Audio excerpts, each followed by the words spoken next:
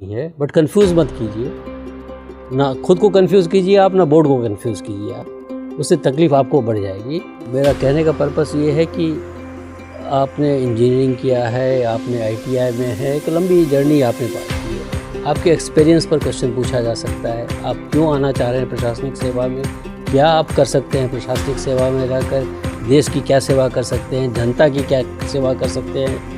तो वो पॉइंट्स आपको स्पेसिफिक होना चाहिए, कोई एरिया आपके जहन में होना चाहिए कि मैं कुछ करने जा रहा हूँ। किसी पर भी हो सकता है, चाइल्ड लेबर से लेके अनएम्प्लॉयमेंट से लेके untouchability, any area you think of an area, साहब हम इस पर बोलेंगे और उस पर पूरी तैयारी करेंगे। ये प्रश्न हो सकता है पूछा जाए और फिर ये भी कहा जाएगा कि साहब आप तो ऑलरेडी हैं, फिर अब यहाँ क्यों आप आ रहे हैं, आप तो मालिक हैं।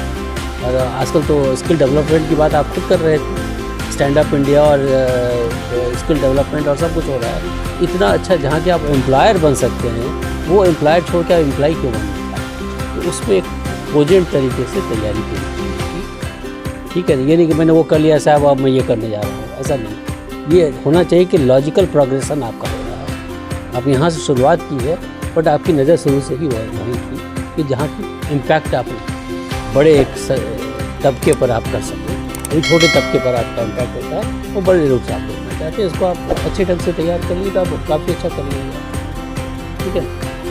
चलिए all the best, thank you.